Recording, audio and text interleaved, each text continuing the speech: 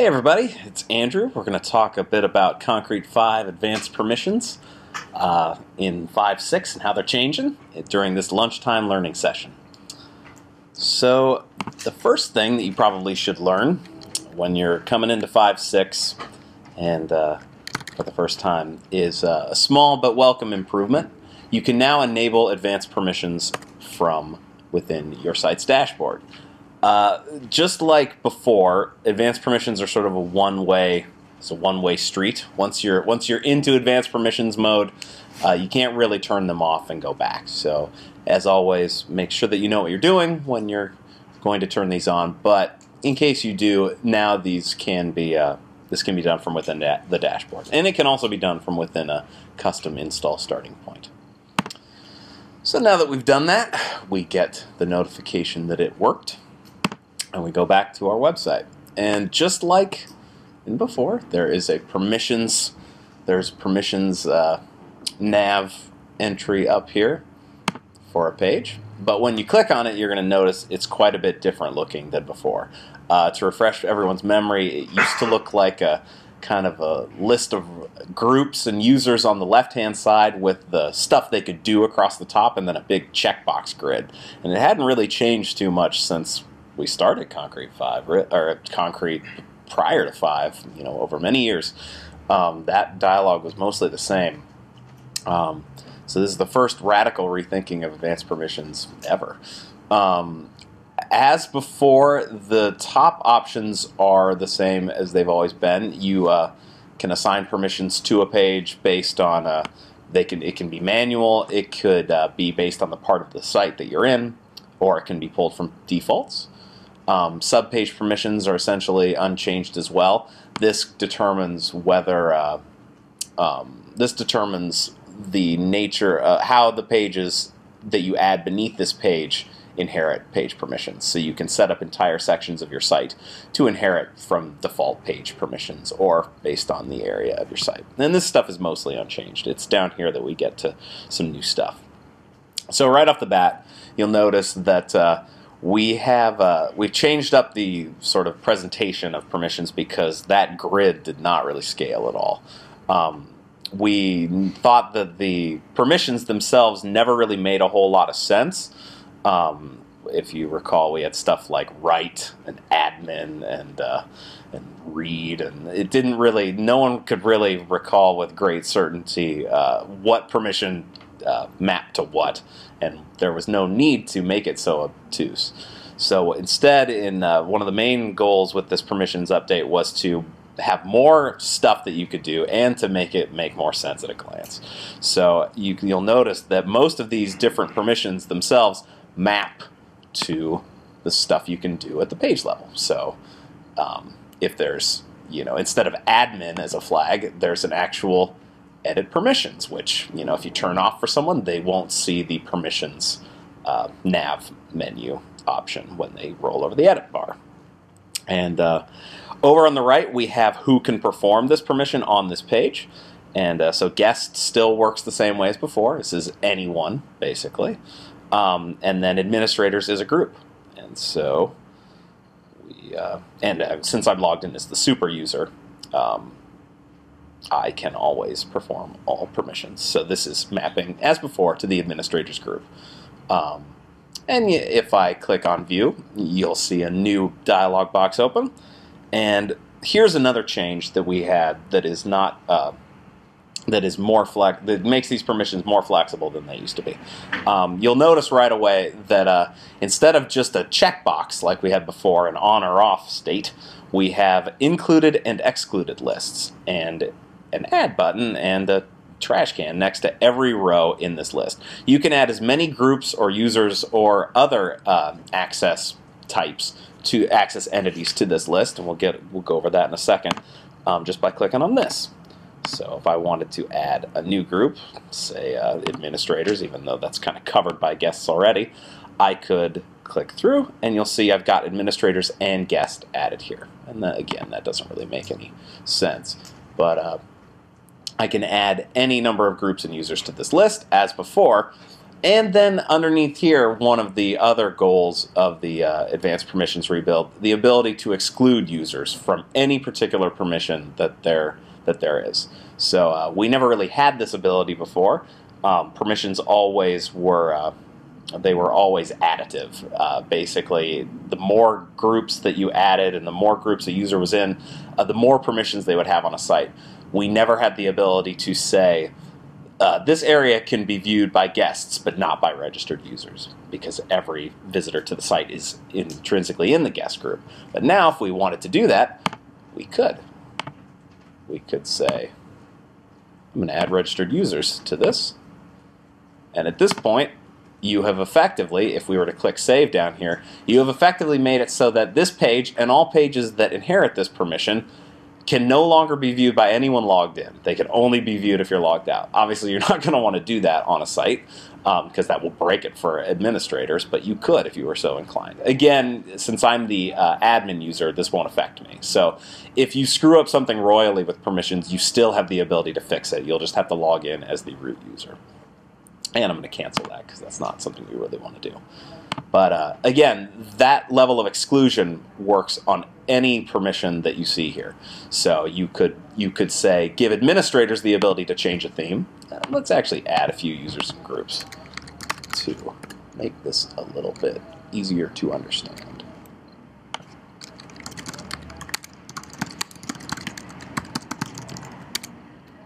I'm going to put this user in the administrators group.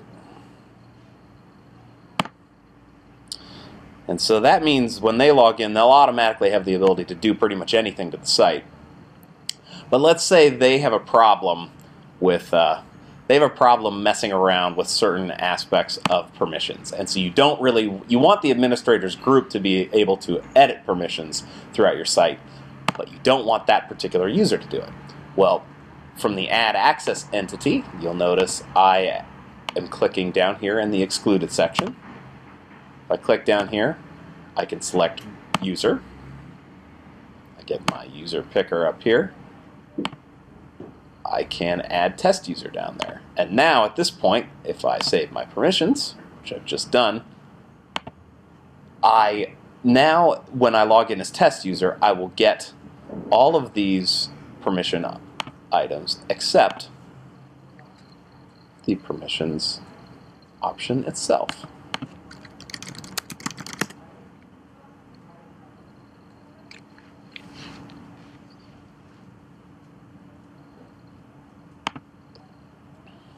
So you'll see there's no permissions item here.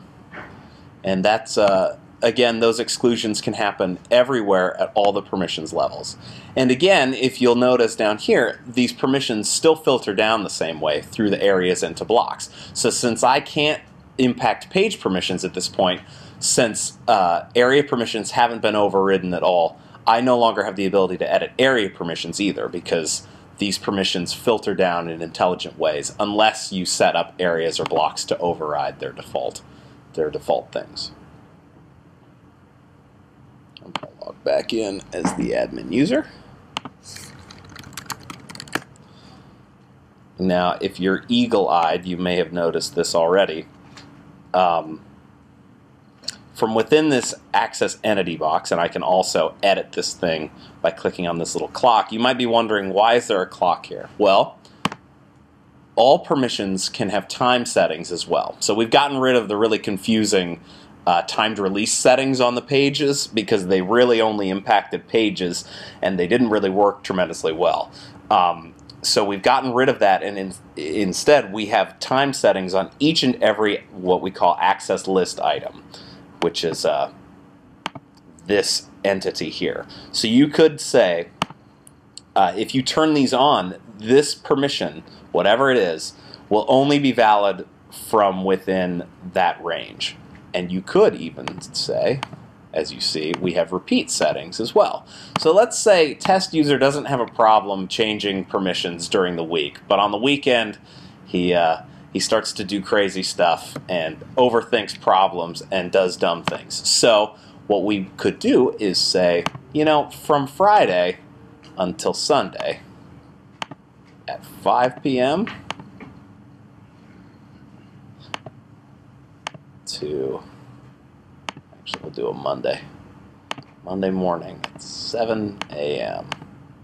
He starts his day early. 7 a.m. We will repeat this every week and never stop. At this point, you can see that there's a little blue highlight there. And if I save this, we've got a special little note here. Starts 8:24, ends 8:27, repeats weekly.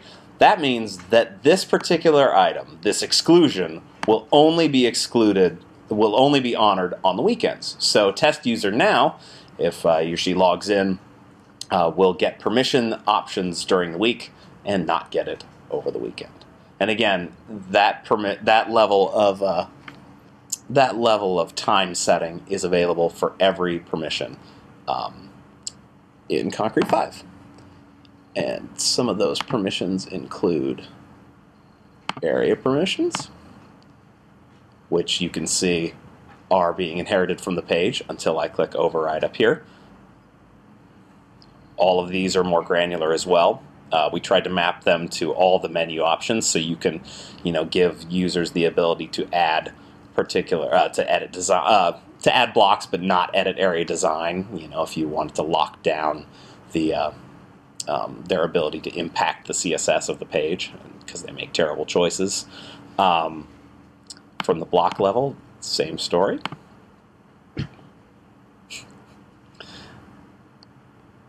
And again, if you decided that you wanted to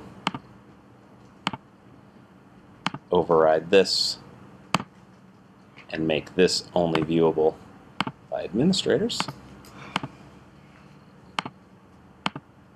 you could do exactly that. Now, another interesting aspect of the new 5.6 permissions are the ability to preview pages as different users in different times. So you'll notice I've made it so that only administrators can view this block. And perhaps I want that change to go live at a certain point. I want to have a promotion that expires for guests. So I'm going to add guests back into here, and then I'm going to expire that at a certain point. So let's say this permission goes until the end of the month. 11:59 p.m. Actually, I'll do you one better. This goes to the first. So at this point, guests will be able to view this page until this expires.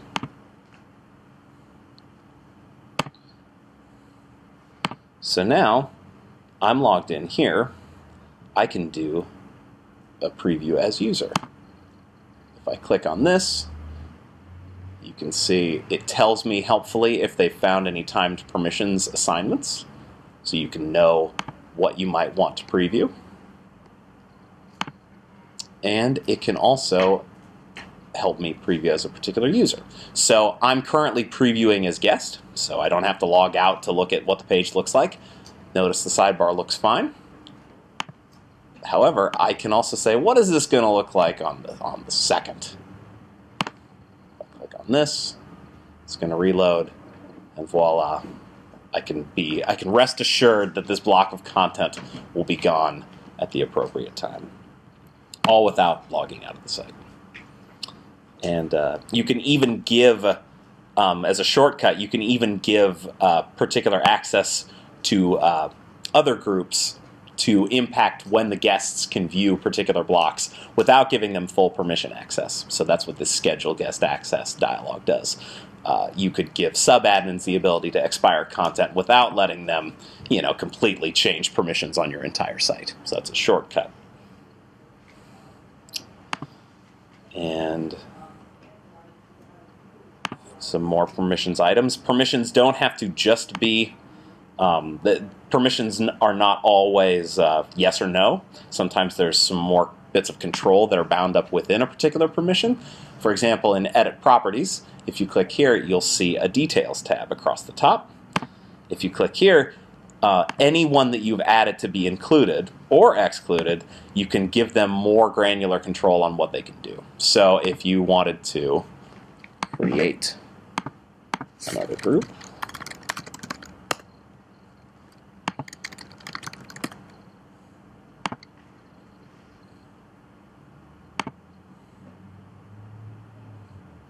and you came to properties, you could add this group here. And then if you came back in here, you would see subadmins listed here. And you could say, I don't really want to give them the ability to change the page owner. I do think they should have name, short description, and time, and paths, sure. But I don't trust them to have access to anything but tags and the meta information. And then you see that they're listed here, and you can save that. So that effectively lets you add permissions to custom attributes, manage who can change which custom attributes at a page level. Yes, exactly. That same type of dialogue is also what we'd expect to see when determining what types of blocks could be added to area. Yes, Okay. yes. So another example of this type of extended dialogue is, as Ryan says, in the area pop-up. So if you click in set permissions here for a particular area, you can determine which of those particular people can add what block types. And sort of tangentially to that, we've added a new permission in concrete5.6 that handles permissions for blocks at a global level. So if you go into the dashboard and you click on block and stack permissions, you can impact this at a global level. If, for example, you don't really want to get into, you have a lot of areas and you don't really want to have to set permissions on all of them all the time, and there's some admins that you think should just only ever have access to, a handful of block types, you can set them here, and then those will be used for any areas that don't have their own custom permissions set. So this is a way to set those permissions once and not have to, because as you add more areas and you name them differently, you'll have to juggle a fair amount of area permission settings unless you just decide to do it once. And again, exclusions will work from here as well. So if you say if you think that administrators are great, but I don't ever want my subadmins to add. I don't ever want them to add Flash content. Thank you. That's a good example. They're just going to screw it up. And what are you doing adding YouTube videos? You can save those there, and then unless particular areas have overridden those permissions, they will never be able to add those contents. But what's nice about that is, since it's not opt-in, it's opt-out, you can add new functionality down the line, and they will get the ability to add that implicitly unless you add those to the opt-out lists. And what else? There's a few new what we call access entities. So before, you could add groups or users to particular permissions. At this point, when you add a particular person via this dialog box, you'll see this selector. And at the top, there's group and user, but there are also some new things that you can add. There is a concept of group sets, which can be found in the dashboard. Group sets are a simple way to create a group of groups, basically. So if I wanted to, say, add an all admins set, I could go into here, update those groups, and then anywhere I specified that group set,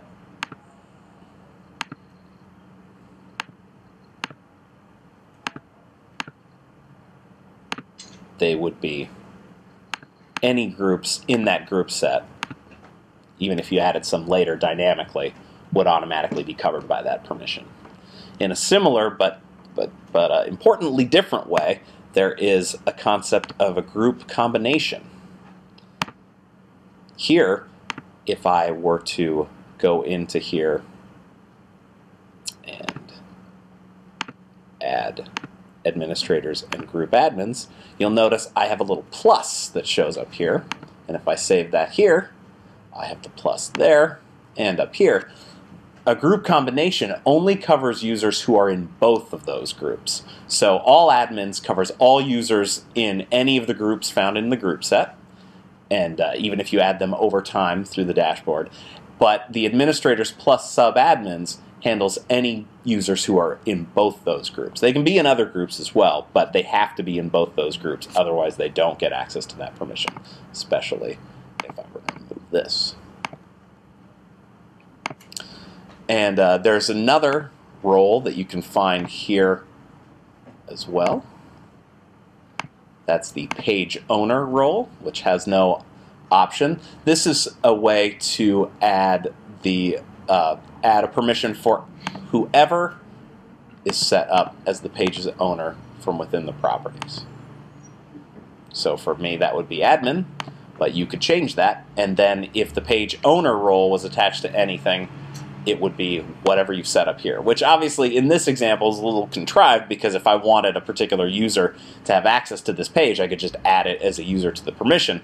But if you're dealing with permission inheritance and sections of your site, you could make it so that creating pages, it will inherit all the permissions set up for page owner, and then whoever adds that page will automatically get those permissions without having to script out a bunch of permissions ahead of time. So there is some power there. And those are what we call access entities. You can add those programmatically, and you can add them through packages. So there's a lot of power there in terms of impacting the permission system. In general, the permission system is a lot more object-oriented, a lot more powerful. There's a lot of different objects and object types for this. You can completely add through a package or just with your own code. You can add permissions to this list. Checking them is as simple as checking for any other permissions in Concrete 5 programmatically, just a couple lines of code. In general, they're a lot more like custom attributes than they were before. They're not a hard-coded list. Permissions in the file manager have undergone a similar level of change. This is all, it should be fairly similar. And file sets, if you enable custom permissions, will have this level of detail as well. We've gone the extra mile and actually added a completely new section of permissions to users as well, in the same vein as file manager permissions. So at this point, you can determine which users get the ability to access user search, including what groups they can search. You can see which users have the ability to edit what attributes. So this is similar to the properties on the front end. You can determine which users can view which attributes from within the dashboard. Can they activate or deactivate users? Can they assign groups? And if so, which groups can they assign? So there's a lot of power in the user permissions that was not there before. And in the same vein, the task permissions are roughly the same, but have an upgraded UI in that way as well. And that is probably a pretty good crash course on the new permission system. Does anyone have any questions on that in any way? In the file manager, is there a way that you can restrict, you can give a user access to the file manager but only deal with their own files? Yes, there is. No, that's the wrong one. You can remove administrators from here or keep administrators there, and you can add file uploader as a particular role for this. And I'll actually add administrators back here. And so at this point, if I save these permissions, users will have the ability to go to the file manager and actually they'll actually get the file manager, and they can add. They also have to have the ability to add a file as well. Yeah. Yeah. So what you'd want to do, let's try this. Let's try and get this to work. If you, for example, added sub-admins to this list,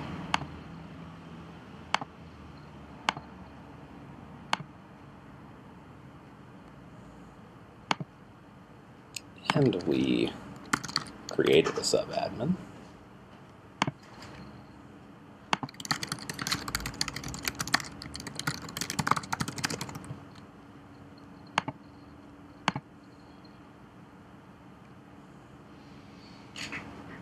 and then we signed out.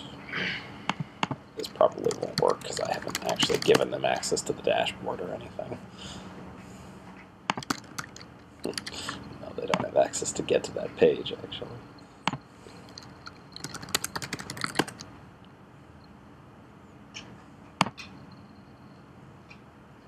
But if we gave them access,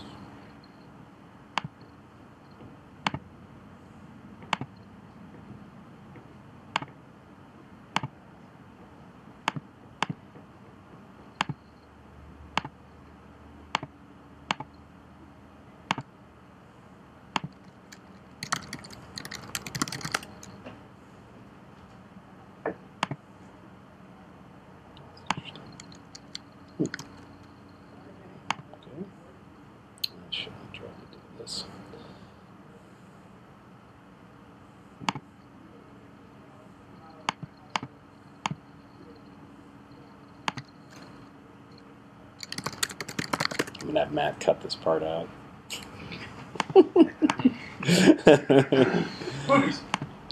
Yes. No, you totally can actually, but the I'm sure that I neglected to do something here. Did I not do this at permissions? Really? Should always clear cache, or always just run without the cache enabled on these things.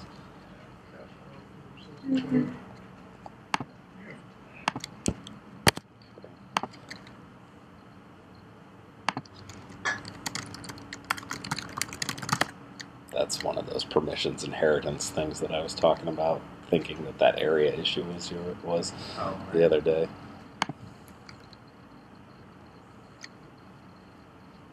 So now I can't actually see any files because I haven't uploaded any files and I don't have full access to the file manager. But if I choose a file,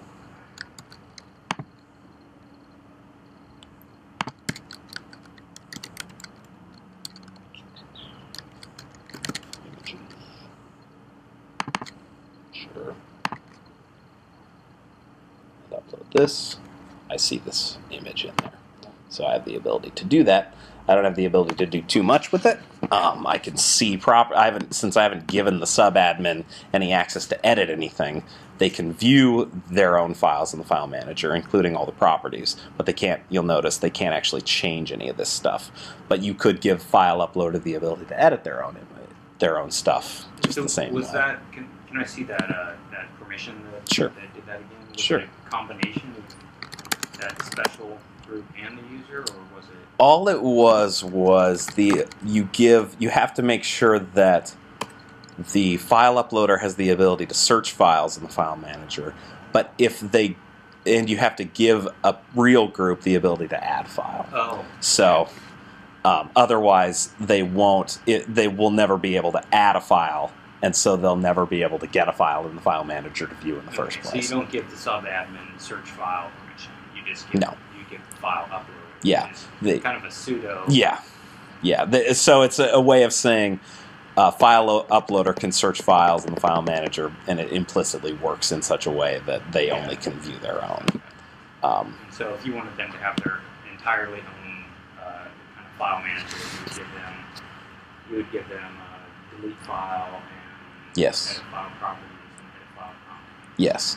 Yeah, and that's and so then you could also, for example, give them this we don't force files to go into particular sets, but you could also give them their own file set through a file set permission, because this is global file sets, and then they, but there's no way to force files to go into particular sets, which is by default. which is something we might address at some point. Yes, so that is how that works. I saw a permission at the page level that was view versions. Yes. What does that let me do, and would I have to be in other permission sets for that to be meaningful? For it to be meaningful, probably if you, for example, let's give a subadmin the ability to view versions.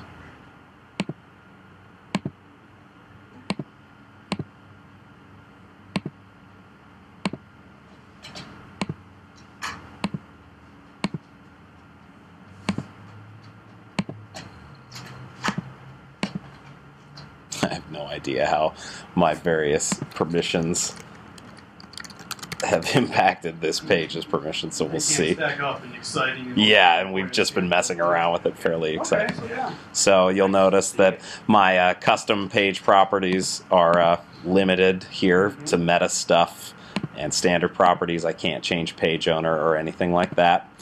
And if I go into versions, since I have some edit access to this page, I do get to see stuff like this page is pending approval, but since I don't have approved page permissions, I can't do anything with that knowledge. So this user can't actually edit the page, but they can see past versions of it. Yes, That's correct. Cool. So if you're like in a QA perspective. Yes, so here we come to a newly redesigned page versions overlay. You can select the old versions, although there are none at this point. You can see, since I have view versions, I can see how many versions there are. I can see which is approved. And primarily view versions is useful because if you get this ability, you get the ability to view past versions of pages. So that's sort of why this is really an important permission. You can view which is approved, and you can view the pending version. But if I click on this, I can't actually approve anything, although that button should probably be grayed out, but it doesn't really do anything for me because I don't have that ability. There's a trash can if you have the ability to delete versions. It is not actually show up here. And there is the ability to start a new version from a particular version of the page, which...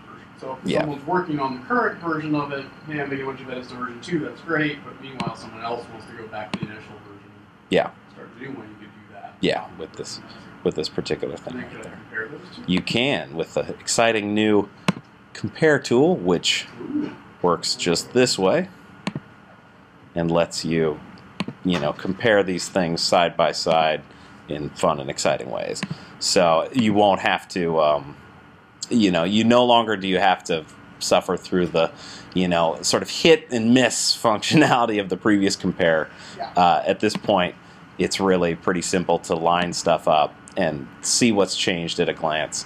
And since this particular approach lets us compare multiple versions at once. You can select 4 or 5 in there. Compare will throw them up in different tabs, and you can just see them all in a row. And so if I'll sign back in as my administrative user.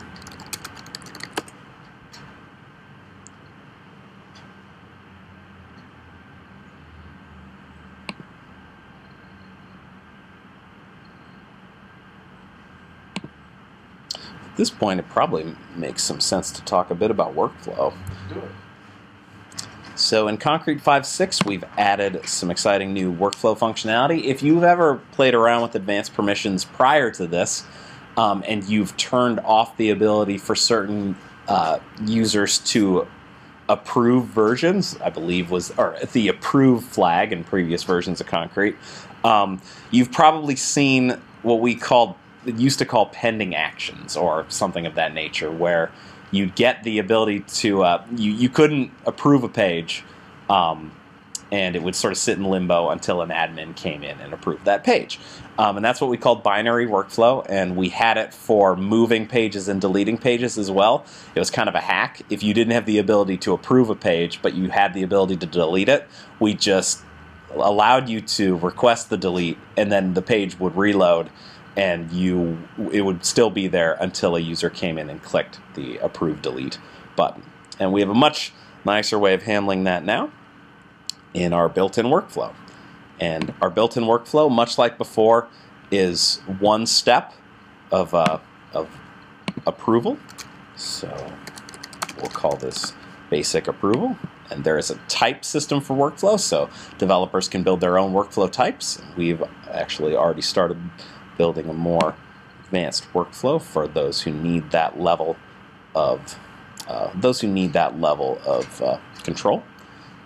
And if I edit here, you'll notice I have what look to be permissions. That's because behind the scenes they are. So all the same levels of control apply to this as well.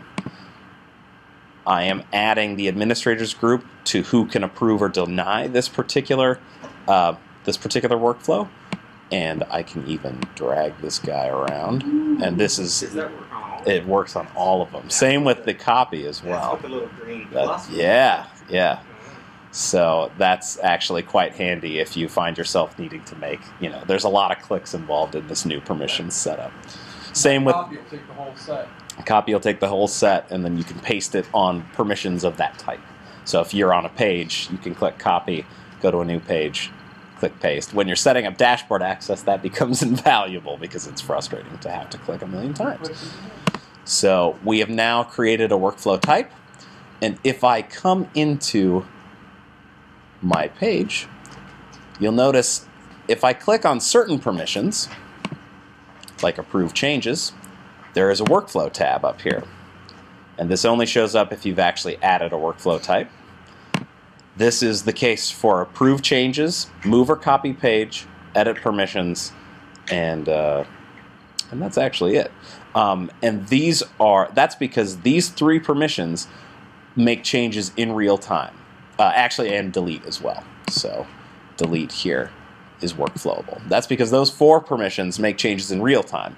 In concrete5.6, everything else, whether it's changing content on a page, changing properties, editing a page type and a theme, those are all versionable changes. So they make new versions of pages, you can roll back, and they're all controlled by whether a particular version of a page is approved. So same with delete. When you actually delete a page, it's gone in the trash can and gone off the front end of your site forever.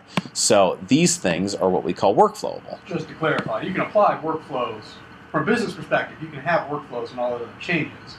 It's just because we're dealing with them through versions that are basic page edit. Yes, exactly. So you can set up permissions to let anyone do anything, but it's the kicking off a particular workflow happens at a certain permission level. So I'm going to make it so that, let's make it so that subadmins can delete a page. Really the right way to think about this when you've got both permissions and workflows involved is the permissions allow someone to start it. Yes. Hey, who can request a delete? And the workflow is, well, what's going to happen when that happens? Yeah, and who can lock it down. So at this point, I'll actually add administrators to this as well. Nope. So at this point, I've given administrators and subadmins the ability to do the delete permission. So they'll see delete on any page of the site. However, if I were to keep this unchecked, they would be able to delete the page and it would go away. Now, if I click basic approval and save it, now at this point, when I go to any particular page, and you can see that the actual, this is inherited from home, so that's why this works on both, on about as well as on home. If I were to sign out and sign back in as my subadmin, I have delete here. Oh, I'll go down one level. Deleted pages moved to the trash can in the sitemap. If I click this, it's going to refresh the page, but instead of actually deleting it, I get this red bar across the top, which says this page has been marked for deletion.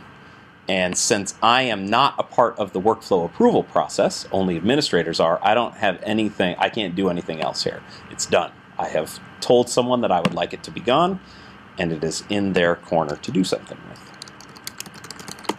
Actually, I'll log in as an administrator, not the super admin.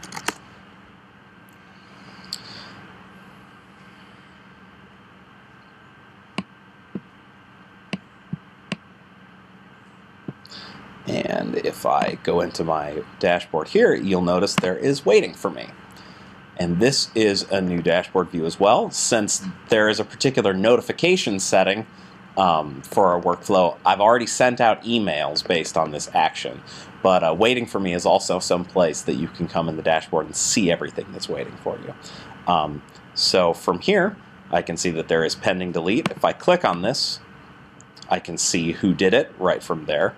If I click on About Us, or if I happen to just be browsing the site, I will see the same thing that the other user saw, but I can also cancel or approve it right from here. If I head back into waiting for me, I can do it right from there as well. So if I cancel this, it will stay in place. If I approve it, the originally requested action will happen, and it will be gone from there. And if I do that here, it should be gone. So now I go back to the site, go into About, and it is gone from within the site. And that will work for permissions changes, moving and copying, and approving pages as well. And approving takes into account which versions you want to approve as well. So particular administrators who can view versions and decide to request a rollback to a previous version, that also fires the approve workflow, and an administrator will have to approve it. And so this is the built-in workflow. It gives, it's much more flexible than what we had before. It gives an extra one level of final say that an administrator can have on particular aspects of their site. So very powerful. So very powerful. And free. Yes, and free. It's part of the core. Yes, yeah. Absolutely. Fantastic. And if you need more flexibility, that is definitely something that can be provided as well. Yes, if you want a multi-step workflow, so you request delete, I say, yeah, I agree with delete, and then Ryan has to come in and also request delete, and then has to go to financial department, and then they have to go to QA, and then QA, if it says no, it goes back to Ryan, the financial says yes, it goes to me, and yes. All of that, well, that's enterprise workflow. Yep. That's already built.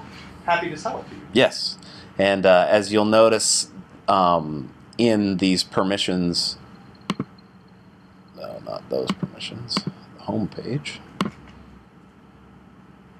you can happily add multiple workflows to your site, and any of them can be approved here, or can be attached here, and if they fire, they all have to complete before whatever was requested actually gets done.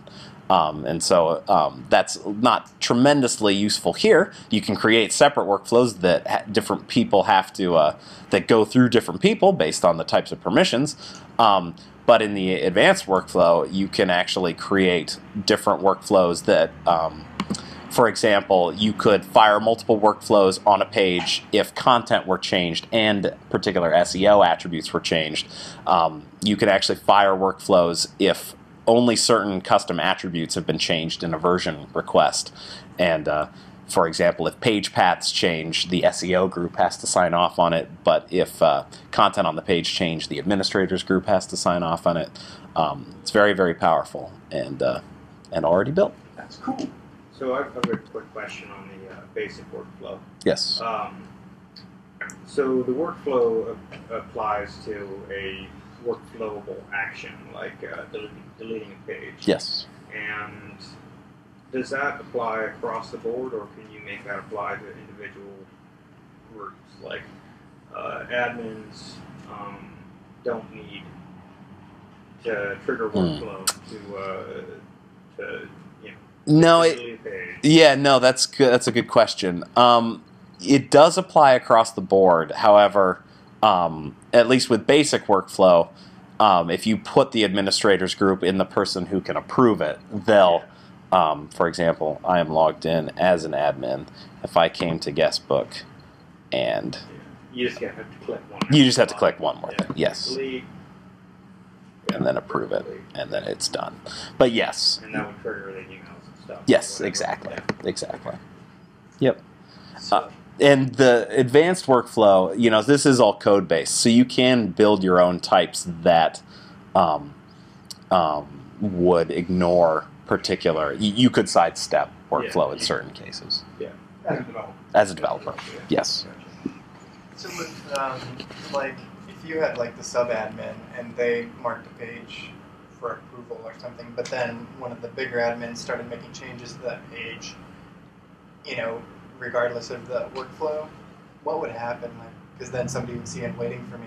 Oh, there's a page waiting for approval, but it was like a previous version. Yes, what would happen is it's only the particular version that is requested to be, it's only that particular version that is requested for approval. So if we add workflow to our approve changes permission,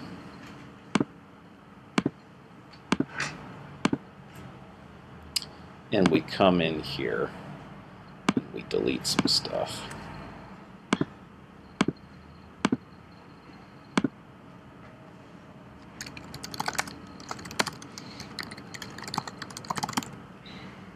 Publish my edits. If you look at this and compare versions, you'll actually see 3 tabs. One is the live version of the page, where you can see what it looks like for everyone. The one is the most recent version, and then one is the requested version to be approved. So if someone came along and started, you know, futzing around with other stuff, and they previewed the edits, you could compare versions, and now the requested version actually still has this with no nav down there, but it has no sidebar. The live version looks as it does for everyone, and the most recent version is actually a different version. So you'll know exactly when you approve this page, even though a more recent version is there, it's going to approve the page that exactly as it appears here, and you can see that in the versions list as well. So this is the initial version, this is removed right sidebar content, and this is the version here. And you go back to that? Yeah. So that would make the number 3 would be active. Yes. When you click the green approve. When you click green approve. So that probably gives you some reason, some background as to why having that create a new version from the past version. Yes, exactly. Is very handy, because we don't actually support forking of versions like simultaneous live, but the idea that you might want to go back in time, use that as a starting point, would be handy.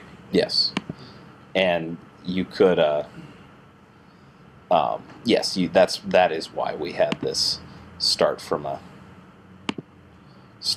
particular copy of version, so that you could, you know, if you're waiting for something to be approved here and then you want it to work on it in tandem, you could actually do that. You just sort of leapfrog the currently active version. The other tidbit that you should know is you can change permissions. Yes. On version steps. Yes. So this is only supported in the advanced workflow. Right. But if the enterprise workflow, if you but it does work there. At any step in the enterprise workflow for a page, you can actually modify that page's permission based on what step it's at in the flow. The workflow step. So you can say, well, I'm just going to change, and then step 1 is, okay, that goes to QA, and we're going to change permissions on that page so no one can touch it whilst it's in the QA Just process. for sanity's sake. For sanity's sake, or for whatever. And you don't want to make a million. Yeah. Yeah. And plus, you could also give permission, and all the exclusions work from there as well. So that's how those work. You exclude groups at a particular level, and then, for example, the QA user may not get any access to the site, any edit access to the, or any, you know, waiting for me access. They may only get waiting for me access in the dashboard and no edit access anywhere, except when something's in QA mode, at which point they can view versions on that page and check it for things and perhaps edit that page. But once it's out of their hands, the permissions are yanked back to yet another way. So the different steps can apply permissions in real time to a particular page. And you're not changing the source permissions either. You're just basically creating a permissions diff where you take the live versions of the page, whatever they may be, and apply whatever your step permissions are, which are typically exclusions, and it will create a temporary permission set based on that. So back on the permission stuff, I don't think you mentioned any of the new bulk permissions. That's true. Changing That is in true. 5.6. Excellent point. Oops. So yes, as Ryan mentioned, we have new bulk actions in the user section of the site. Those aren't permissions necessarily, but there is the bulk ability to activate, deactivate users, change information about them, I think resend info to them, that type of jazz. And also in Pages, there is the ability to do permissions to a bulk set of pages. So you could say by default, I want to set all these page permissions manually.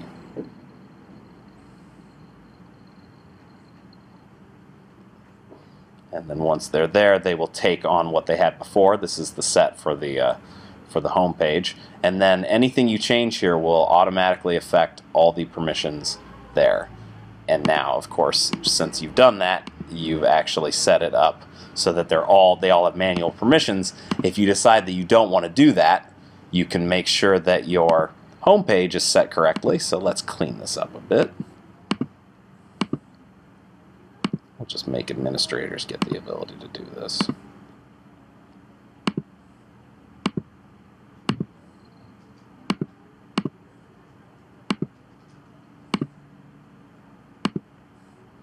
Drag some of these around too. That's a lot simpler. That drags the entire row. It does. The entire row. Time settings and all. So now that you've got that set up there, you can go back into page search and select everything but home, change permissions, and say I want to make this inherit by the area of the site. And you've essentially got it set up at this point to be back the way it was. And then if you didn't want to do that, you could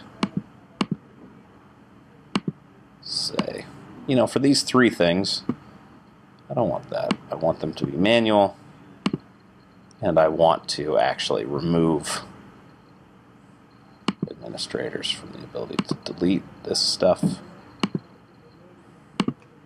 And if you save that, home is still the same as it was, but these guys are set up to be manual. And if you ever want to update that, you can just make it revert back to the way it was. Super awesome. I'm trying to think if there's... We've gone through a fair amount of stuff here. Well, that's awfully powerful. I can't really think of anything that this wouldn't be able to support at this point. Yeah, you know, we wanted the ability to, for login blocks, you know, show the login form for guests only and not for registered users. The exclusions handle that. The combination groups let you lock stuff down really powerfully. Group sets, you know, that there's no end to what people will find a use for that, I imagine. Yep. And you know, our own, what we're working on the domain mapper to support, you know, any group that you add, you can add groups to users programmatically, and then impact that at the permission level, and works. It's very powerful. These group entities are going to become a powerful thing over time. Yeah, you could build. Those are completely, they're object oriented and extracted from all the code, so you could, you know, build any type of entity you wanted. What you could say, only a certain IP can access this page, and then build in. With our enterprise workflow stuff, we're doing things like anyone who didn't start this specific workflow request. Yeah. So, you know, we're all the same group, but I cannot prove my own edits. Yeah. I need checks and balances and kind of thing. Yeah, and you could, different permissions can interact with the workflow. So only let people who have this permission on the base page approve it, move it on in the workflow, that type of thing. There you go. Yeah. So, yeah. This is absolutely as powerful as any enterprise level published management system I've seen. Yeah.